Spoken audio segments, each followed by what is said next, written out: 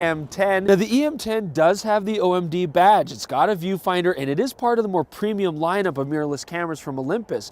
That being said, it is interesting because it is not that expensive. Olympus is putting this in a very affordable price point, scaling a few features down to get it into the consumer market, but still give us a lot of power. When I look at it, I notice a lot of similarities to the M5 body-wise. There are a lot of features borrowed from the EM1 though, and even a few brand new features we haven't seen on an OMD yet.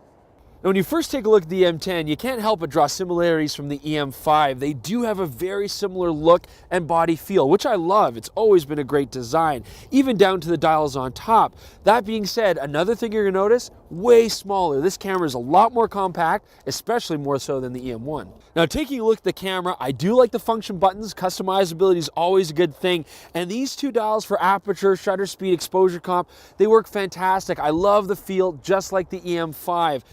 But that does bring us to a cool new feature on the EM10.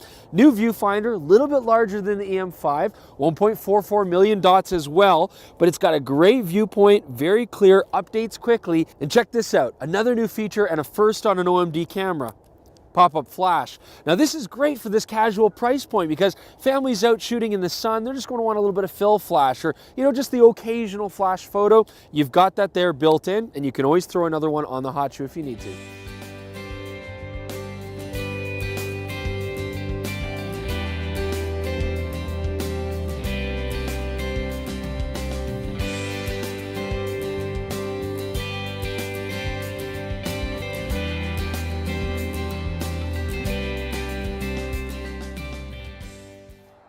Impressions on the autofocus, always good with Olympus. From point to point, it's very, very fast. This is a brand new sensor for this camera, still 16 megapixels, but nothing that's been used in OMD camera before. We have the same processor as the EM1, so we should get great low light performance when we get to see those tests when it's not pre-production camera. Now it does have an 81-point autofocusing system. That's the same as the brand new EM1 as well. It is contrast detection only. Again, point to point, nice and quick. You might not get the fastest continuous autofocus, but it's not going to disappoint for families trying to get sports and action. It does a pretty good job. We can even push up to 8 frames per second shooting, so I don't think you're going to find the EM10 disappointing when it comes to speed of shooting. On the top here we have a mode dial with options that give access to the 24 scene modes, a fully automatic shooting mode, photo story mode, video mode and the art filters, as well as program, shutter priority, aperture priority and manual exposure mode. On the back of the camera there's a tilting 3-inch 1.37 million dot LCD screen which provides a nice clear view with plenty of detail in most conditions. But in bright sunlight the 1.44 million dot electronic viewfinder is very useful.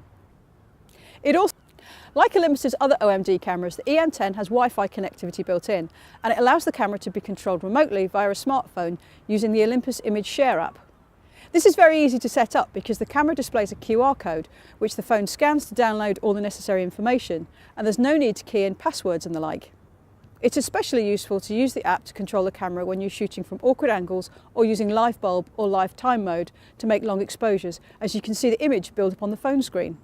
On the back of the camera, we've got a nice screen, 1.44 million dots, and it does rotate out in a standard vertical position, which is nice. That being said, it is an LCD screen, not an OLED like you'd find on the other cameras in this series. That means it's a bit more reflective, and even in this light, it can be a little hard to see. That being said, it does bring me my first criticism. These are very comfortable dials, and they're very easy to turn, but sometimes a little too easy to turn. They do give up and move anytime they want to, and there's no locking mechanism. So you just got to keep your eye on that. Now, as usual, when it comes to movie, Olympus is not going to blow you away. On the OMD, one of the things that they've probably saved money on, we don't have a mic jack. Movie is still 30 frames per second. You do get manual control, though, but you're stuck with the mics that are built in on the camera. So there's going to be some issues that arise when we try to keep a camera at a lower price point. Things like the 3-axis image stabilization instead of the 5-axis, I didn't even know any issues. This camera is shooting nice and stable, so I don't think this could be a problem. Movie mode's not going to blow you away, but we're used to that. Things like the contrast detection autofocus only. The continuous autofocus did have some lag. The single point autofocus though, very, very quick. One thing I want to talk about is the size and form factor. This is something you really can throw in a bag. The grip is a little bit small, so you're holding it with fingertips when you're shooting, which is more awkward than I'd like, but again, you're choosing a mirrorless camera for the size. The 16.1 million pixel live MOS sensor and 1.44 million dot electronic viewfinder, for instance, are the same as in the EM5. Our lab tests and real-world shooting reveal that the EM10 produces high-quality images with lots of detail, well-controlled noise and impressive dynamic range, especially in the RAW files. Colour and exposure are also good in most situations, although I find occasionally you need to reduce the exposure to preserve the highlights. I think the Olympus OMD EM10 is a great little camera. It may not have the dust and splash-proof build of the EM5, but it feels solid enough in the hand. It also has an extensive feature set with lots of customisation options, and it produces superb images.